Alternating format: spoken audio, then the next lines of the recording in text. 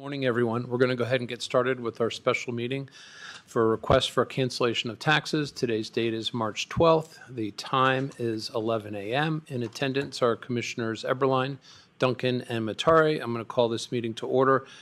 Are there any changes to the agenda? Hearing none. Introductions. I know we have the assessor's office here, the treasurer's office, and we have one of the property owners here, which we will get to a little bit later and we can introduce. At this point, though, we should swear in the participants for the meeting. Clerk, would you want to go ahead and do that? For everyone who will be participating today, please raise your hand. Do you solemnly swear that the evidence you shall give in the issue pending before the Kootenai County Board of Commissioners shall be the truth, the whole truth, and nothing but the truth, so help you God? Thank you. Thank you. Public comment.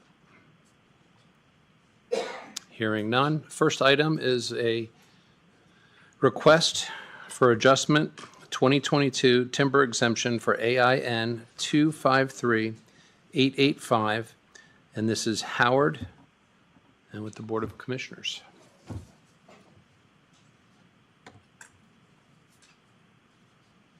Who wants to start with this? Leanna? I'm sorry, I thought the property owners would be here. Leanna Kaiser for the record.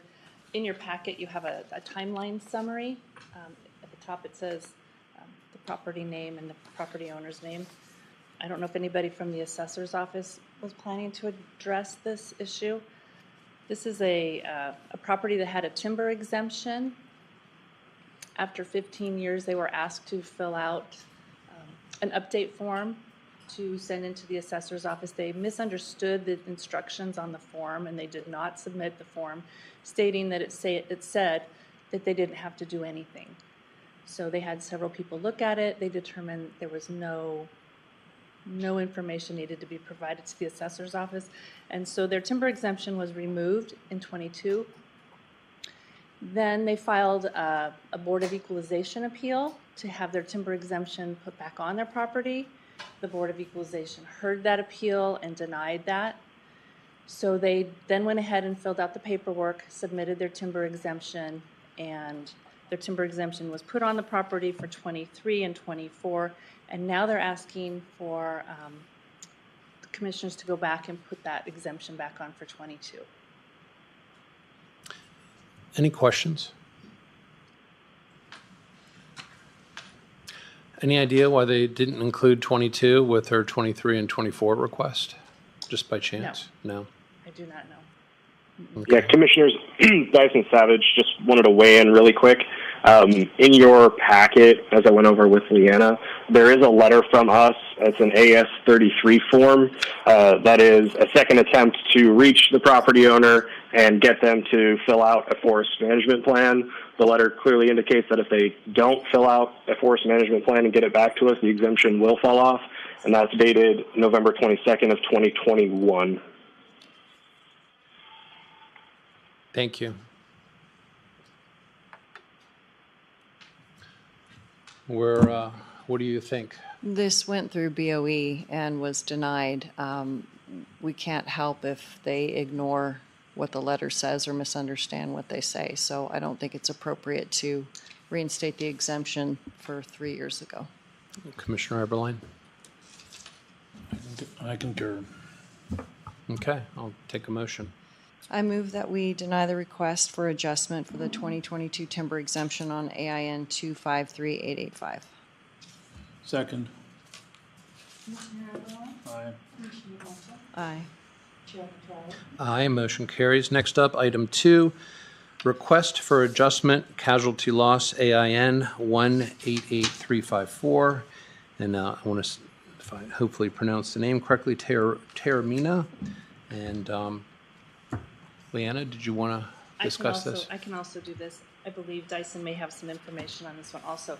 This is a gentleman who had submitted information regarding a casualty loss. A fire completely destroyed their residence in 22, and there was just kind of an error in processing it. It was placed into, I believe, a scan scanning as opposed to processing the claim. And so it's been brought back to light. I think the assessor's office was notified that this never happened. So they notified us. I went ahead and calculated the casualty loss for 22. And the assessor's office will then do an adjustment for 23 and 24 as this loss was in January of 2022. So you can look at the calculations. The house was completely destroyed. They have not built. I don't believe they have any plans to rebuild, which is why there's an adjustment for 23 and 24 also. Thank you. Dyson, did you have anything you wanted to add to that? No, nothing really to add to that. She covered it pretty well. Does the treasurer's office have anything? No? Okay. So I just would ask the treasurer, so am I approving the reduction of value by, not reduction to? Yes. So you're including either way. Okay. If you're using the number at the bottom, it'll be reduction by. Yeah, so I'm looking, so not the sheet that Jill just gave me, but I was looking at your sheet in here, but I can go off Jill's sheet. But with 23 and 24, they don't do it by, they do it to. Yes, yep. And that's actually the next item on your Yeah, agenda. the 23 and 24 are the next one. So I would move that we approve the request for adjustment regarding casualty loss on AIN 188354. Reduce the property valuation by $148,002.68 would be, if you want, I can say the remaining value would be $404,081. Sorry, Jill Smith for the record. And with penalties and interest being waived. Thank you. Second. Commissioner Everline, Aye. Commissioner Duncan, Aye. Chairman Farr. Aye, motion carries. Next up, item 3, casualty loss, AIN 188354, and the same owner, Taormina. Yeah, so it's the same, it's just a continuation on of the unreported loss. So if you're ready for a motion.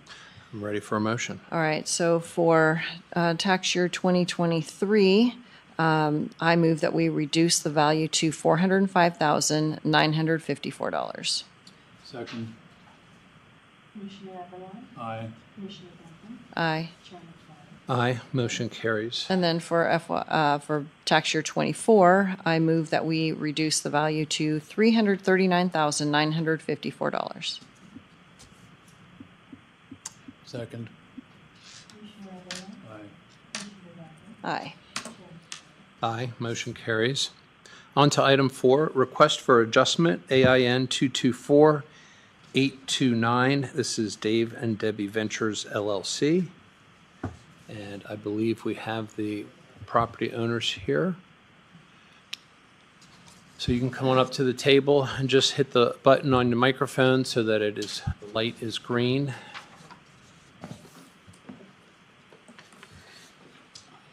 Yeah, Commissioners, we're requesting a reduction in the taxes based upon the fact that the county fire department has listed our property as non-buildable, and we purchased this property in June of 23, and so that reduces the value of the property substantially. I would also note that we do have a 10-foot wide strip of land that's on the shoreline of the lake, but it's not accessible by us because the property is owned by East Side Water District or Highway District, formerly owned by the Department of Transportation of Idaho, and it used to be Highway 10. It was vacated, or not vacated, but given over to East Side Highway District when I-90 was established. And now it's a dead-end road and a 2-lane highway, but they have maintained the setbacks of an interstate highway.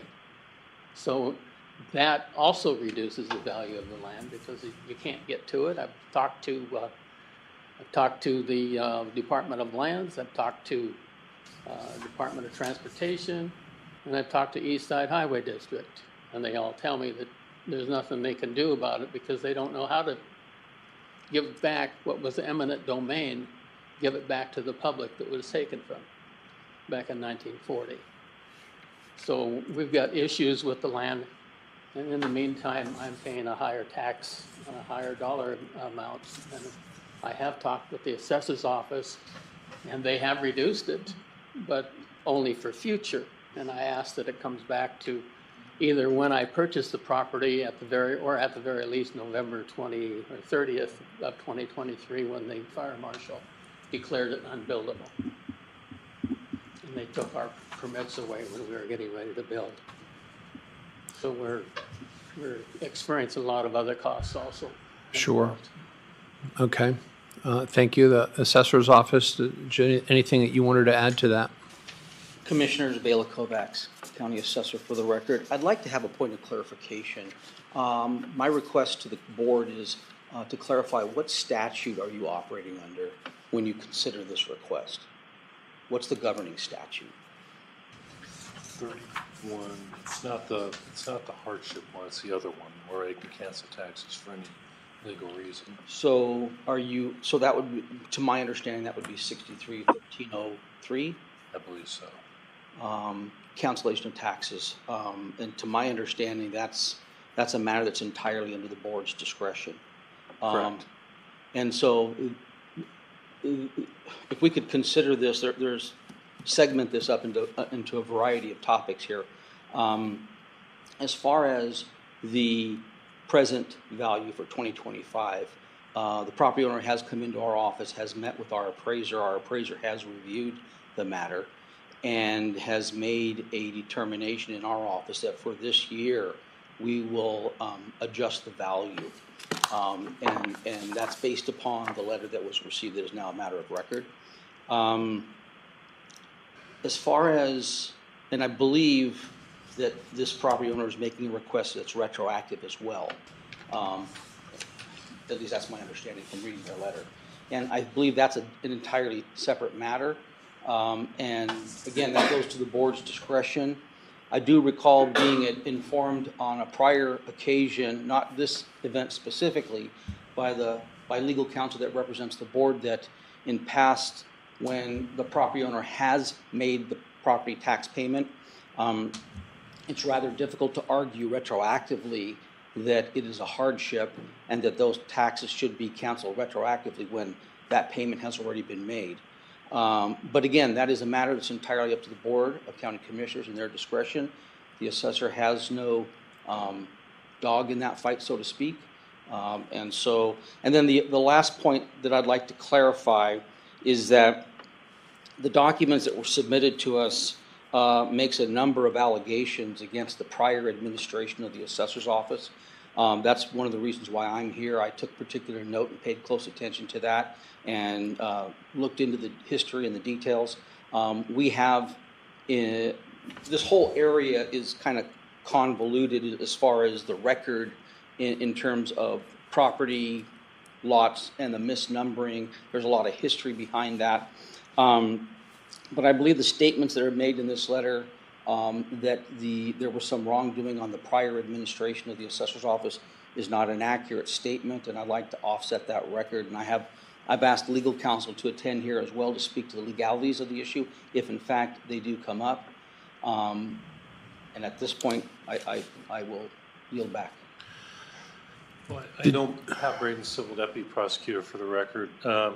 First of all, being a request for cancellation under the statute that allows cancellations for any legal reason, the arguments regarding whether it's hardship or lack of hardship aren't relevant here.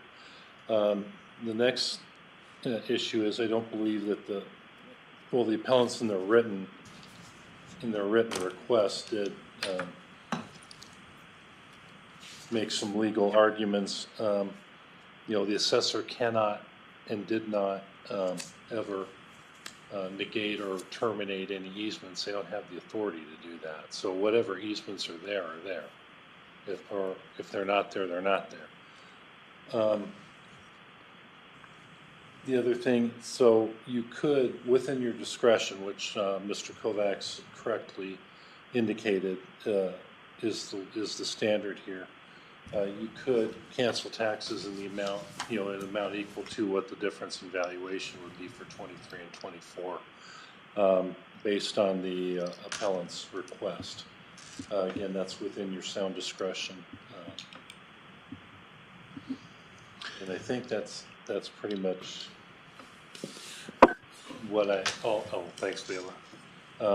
Pretty much all I had to say about that at this point, unless there's any questions. Commissioners, I would like to make one other point of clarification.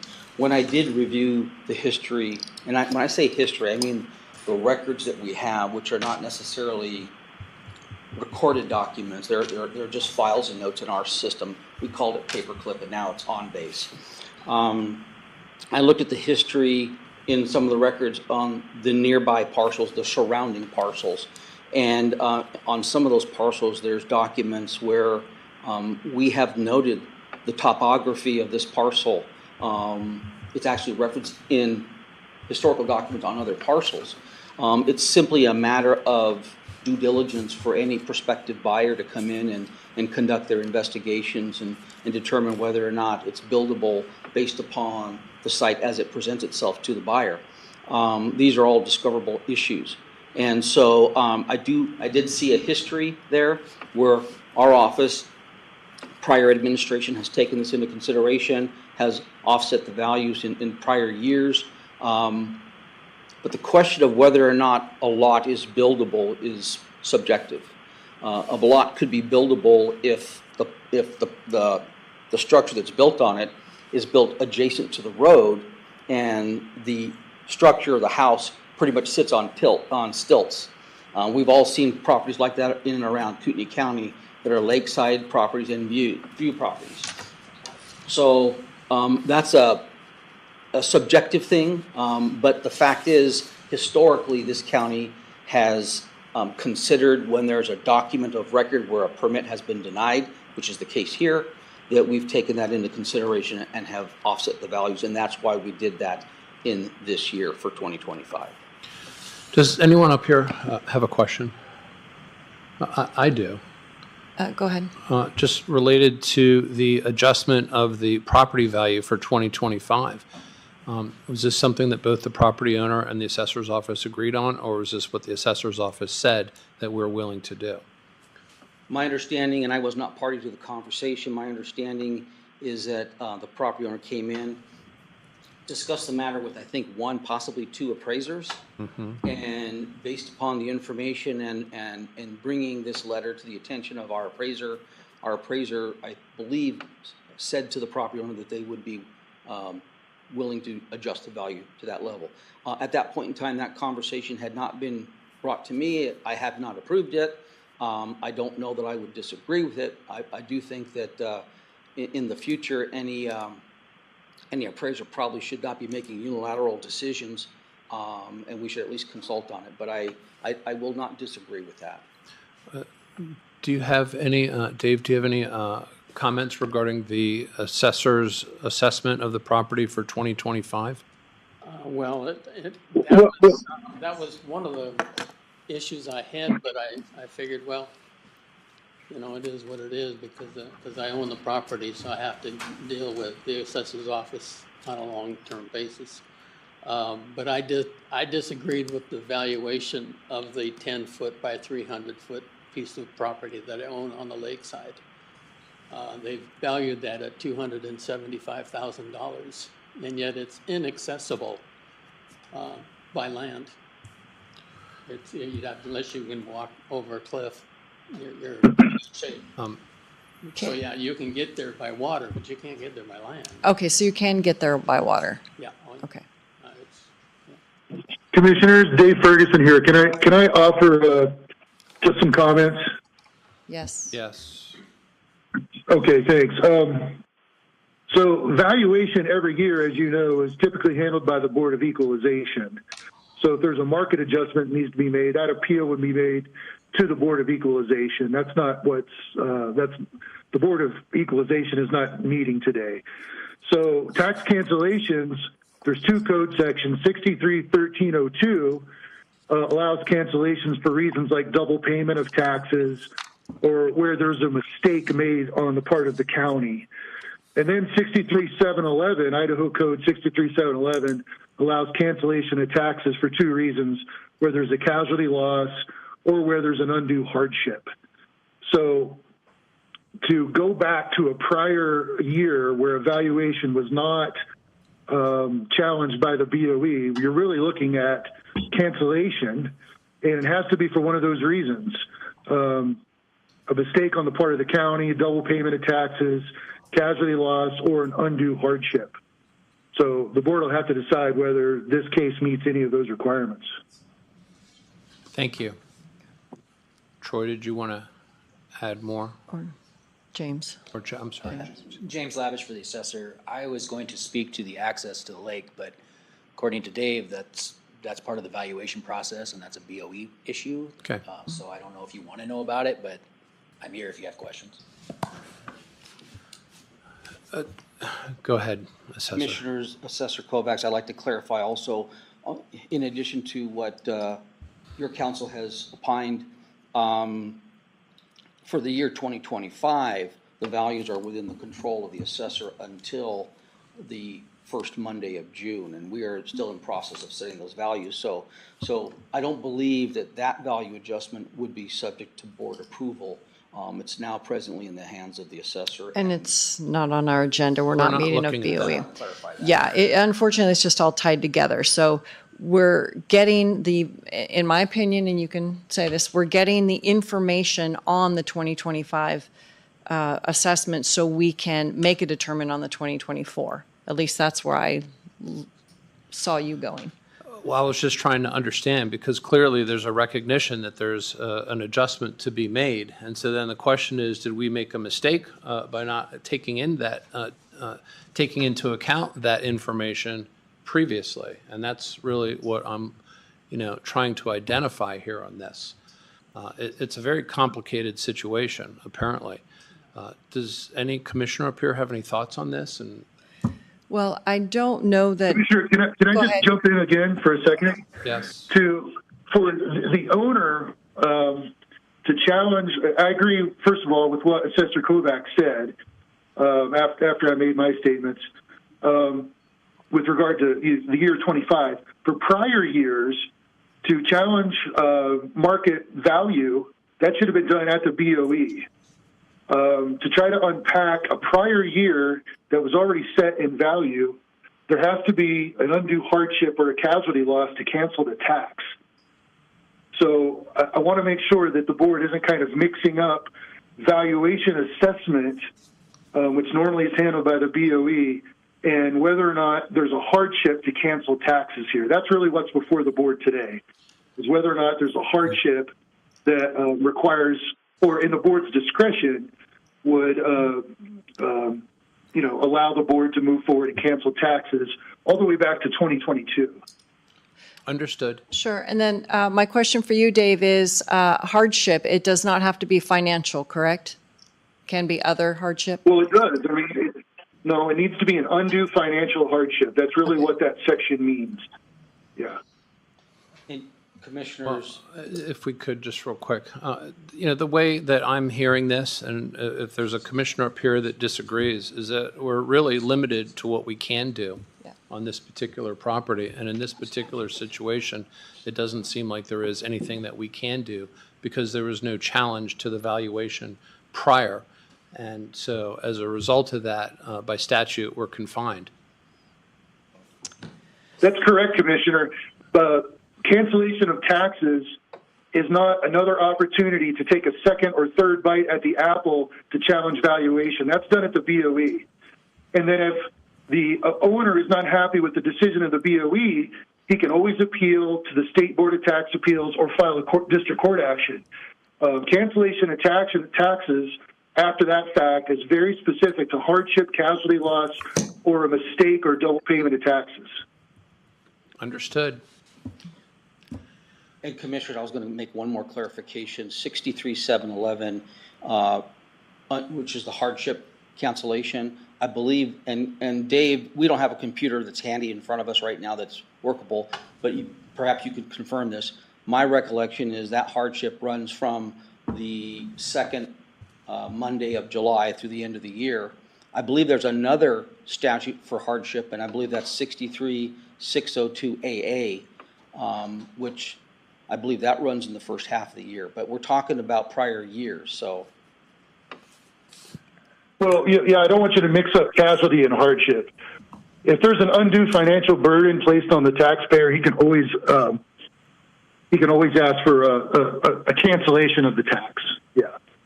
Just want to make sure there's a distinction between a casualty, loss, and a hardship. So. Thank you. Can I ask a question? Sure. We're not talking cancellation, we're just really talking reduction in tax based on the current assessment. We want it to go back to when the fire marshal determined my lots were unbuildable. Now we're talking about hardship. The hardship for me is that I had a building permitted to be put in, and then I was moving my travel trailer in there while I built a house. I was not going to be paying rent. Now I've been paying almost $50,000 worth of rent since this became unbuildable. That to me is a hardship. Mm-hmm. It's a financial one. I understand. And I think the question here is whether or not the board has the authority to navigate through that, given your situation. I think we recognize that there is something outside of your control that changed what you can do with your property, Right. which as a consequence has changed valuation, but you've already paid taxes on it. No, I haven't paid the taxes for 24. Okay. Dave, did you catch that? I did. I heard what he said. Okay. Do you see any way where that would fit within the confines of the statute for this meeting? Cancellation of taxes? Once again, the board has convened today to determine whether or not there's a legal reason to cancel taxes. The legal reasons would be whether or not there's an undue financial hardship to the taxpayer, a casualty loss, which doesn't sound appropriate, a double tax, or some mistake on the part of the county. What is not, something erroneous, right? What is not before the board is the prior year's valuation. Valuation can always, the value of a property can go down for numerous factors. Those factors here sound like because of non-buildability or some other reasons. That valuation needs to be challenged at the BOE level. The board is not in a position today at a cancellation of taxes meeting to readjust or revalue property that should have been challenged at the BOE. At the first opportunity would have been the year where the owner found out that the property was reduced in value because of some outside factor. So really what's before the board today is you have to decide whether or not the taxes that are owed in some prior year constitute an undue hardship, financial hardship on the taxpayer. That's the way I see what you're looking. That's what I see you have to determine today. Okay. And now we could ask for a hardship process where we hear them and we look at the financials. And then just put this on a different meeting. Mm-hmm. Yeah.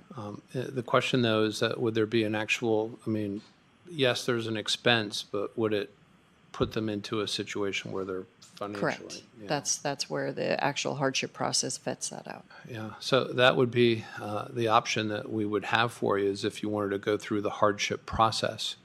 But we can't do that through the cancellation of taxes based upon what council just laid out. Mm-hmm. Okay. Well, my attorney was unable to make it here today, and he said that we'd let him know what the determination was, and we can always appeal. But to me, it just didn't seem like it was necessary to appeal. It's pretty obvious. If they can reduce the taxes for 2025. There's no reason, since they haven't been paid for 2024, they can't reduce it. Yeah, they're not really reducing the taxes, they're reducing the valuation. And Well, that's, then they can reduce the valuation. and I know it seems like they're directly linked, Yeah. but technically they aren't. And as a consequence of that, there's multiple avenues to deal with each of these various issues. Okay. Cancellation of taxes is not that avenue to deal with this particular issue. Yeah. And that's the challenge here. And I completely sympathize with your situation. And I think the other board members up here understand, your situation. It's just this isn't the venue to address it. Okay. Can I get direction as far as the venue that is available? The to address hardship it? process. Hardship process, and who do I see for that? That would It's be, on the back wall. Okay. It's Terry Johnston with our office. Yeah, yeah. Commissioners, if this is going where I think it's going, based on Mr. Ferguson's advice and mine, I think the appropriate motion would be to deny the request without prejudice to their ability to apply for a hardship cancellation under 63-711. seems very reasonable. Did you want to go ahead and make that motion, Commissioner Duncan? Question. Oh, I'm sorry. That, it might be a good idea, because maybe they don't understand legalese. So maybe you could explain what they're talking Yeah, about. without prejudice just means they would still be able to apply for, this request would be denied, but you would still be able to apply for cancellation under the hardship, undue hardship section of state law, which is Idaho Code 63-711. That's 53-711? 63. 63.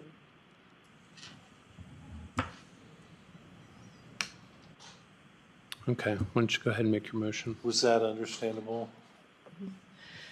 I move that we deny the request for adjustment for AIN 224829 for Dave and Debbie Ventures LLC in order for them to apply for the hardship under 63-711.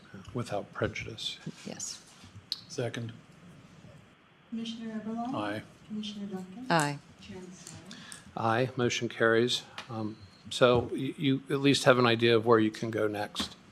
Yeah, So, thank you. thank you for coming in. Next item is item 5, valuation adjustment for AIN 116369, and this is Bradley. I think I'm back on here, Commissioners. This is Dyson Savage. For this one in particular, as we go through the year, sometimes we check on different mobile homes and do some more due diligence, and things come back like this parcel or this mobile home specifically that was deemed to have no value back in 21, but it wasn't deactivated. So now we're deactivating it for 2025 and going back 3 years to amend the value to 0. Any questions? No? Motion? I move that we approve the valuation adjustment for AIN 116369. Second.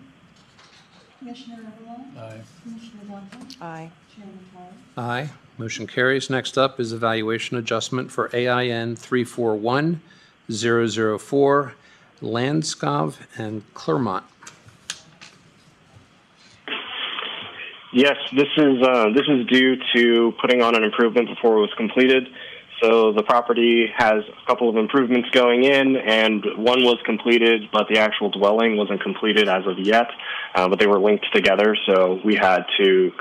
They're at different stages, so one is complete, one's not complete, but they both ended up going on. So we'd like to clarify and remove the value of the incomplete structure until it can be placed on the next occupancy roll. Thank you. Questions? Motion? I move that we approve the valuation adjustment for AIN 341004. Second. Commissioner Eberline? Aye. Commissioner Duncan? Aye. Chairman Sally? Aye, motion carries. These remaining homeowners exemptions. Just 7 through 9. Yeah, you want, yes. Want to just do them all at once? Chair Matari, can the treasurer's office ask a question? For the next 5 agenda items, all of these homeowners exemptions, the applications were submitted prior to the July 2nd deadline. For 2023 onward, we now have homeowners tax relief that was granted by the legislature. If the application for homeowners exemption is received by July 2nd, if we just put the homeowners exemption on them, they're losing the benefit of that reduction that they were entitled to had these been processed timely. So for our office, if we could ask the commissioners, and maybe it's a policy going forward, if there's a case where the homeowner got their application in prior to that July 2nd deadline, do we grant them the benefit of the HTR that they would have been given? We will not be reimbursed by the state because the state gives us that, gives us the money based on what we've handed them July 2nd, as far as the number of homeowners and the value.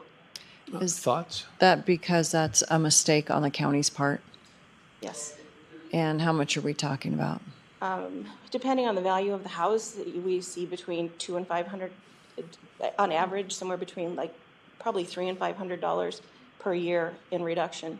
And so that would be a, just out of general fund? Moving forward. And would it accumulate over the years? Well, it's Only on the years that the year that the application wasn't processed timely. For the last item, agenda item, it was the homeowner's exemption was removed erroneously for 3 years. So for them, they'd be getting 2 years worth because the program was in place for 2023 and 2024 tax years. Okay. Which is most advantageous for the taxpayer? That we grant them that relief that they were entitled to, in spite of the fact that we won't be able to be reimbursed. But you don't, is this clearing up something that occurred in the past, or is this something that you think will be ongoing moving forward? That's a hard question to answer. If the assessor's office receives an application in April and they don't process it until the following year, then it will be ongoing as those oversights occur. But it's minimal, we expect it to be. I would hope, yes. Yeah, I mean, I'm fine giving the benefit of the doubt to the property owner. So can we do it in the form of a credit going forward to future taxes? On most of the cancellations that you send us, that's how we process them. We take the tax refund that's generated because of the value cancellation, we apply to their next payment. The exception to that is when you have people come in where you're giving them the benefit of PTR and now their taxes have gone down so significantly, those we tend to refund because if they qualify for PTR, they probably need the money. Especially when their taxes with PTR are $50 and we've got $600 sitting on the account, we'd be holding 12 years worth of taxes. But generally speaking, unless it's specifically requested and they have a reason that's sort of a hardship, we do apply it to reduce the taxes moving forward. And then are you able to calculate the HTR for each? Mm-hmm. It's not pretty, but yes. So is that the most advantageous for the taxpayer? That would absolutely be the most advantageous for the taxpayer. Good. Sounds like you have direction. Okay. All right, so, Does that need a motion? no, it shouldn't need a motion. It will need a motion when we get there. So when we approve item 5 or 11, I can. It's the next 5. Okay, so it's the 562s as well. Okay.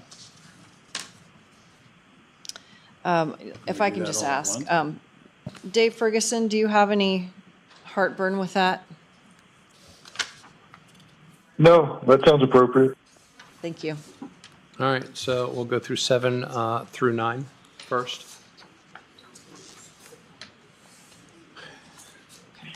All right. These are homeowners exemptions that were not processed, or they're allowed in the time frame, but they weren't processed.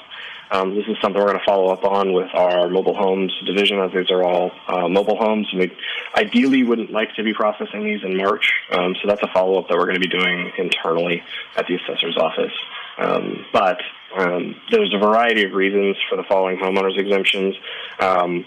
Some of them are of 50% because both of the occupants didn't sign the homeowners exemption, and if that's the case, it only qualifies for a 50% homeowners exemption. But if there are specific questions on any of these, I can answer them for the board. Any questions? No, but Dyson, can we still handle 7 through 9 together and then 10 and 11 separate, or you're thinking we can handle them 7 through 11? Well, no, we can't. We have to separate them out. Yeah. And if you're the first three, so 7, 8, Yeah. and 9, Yes. it's just 2024 that they'll get the homeowner's tax relief. For the last two, they'll get 2023 and 2024. Okay. Yeah, I believe we should handle the last two items separately. Okay. All right, you want to make a motion? Sure. So I move that we approve the homeowner's exemption due to House Bill 562 on AIN numbers 258649, 321-615, and 165527. That's items 7 through 9, and doing the 2024 HTR credit. Second. Commissioner Eberly? Aye. Commissioner Duncan? Aye. Chairman Thomas? Aye. Motion carries for items 7 through 9, and now we have 10. And I guess we'll do 10 and 11 together. I think so. So I move that we approve the homeowner's exemption for the ended in. I Oh, go ahead. apologize, and maybe Dyson can speak. Number 11 is not isn't a result of the House bill. It was that the homeowner's exemption was erroneously removed. Correct. So maybe that one needs to be handled separately because it's not House bill. Right, and neither's number 10. Oh, neither. Sorry. That's okay. Totally okay. We need everybody nowadays to look at some of the stuff. So I move that we approve items 10 and 11, where the entry was missed on 125862 and where it ended in error on 118602, with having 2023 and 2024 HTR credit reinstated. Commissioner Eberly? Aye. Commissioner Duncan? Aye. Chairman Thomas? Aye. Motion carries for items 10 and 11. Next up, public comment. Hearing none. 11:42, meeting adjourned. Thank you. Thank you, Dave.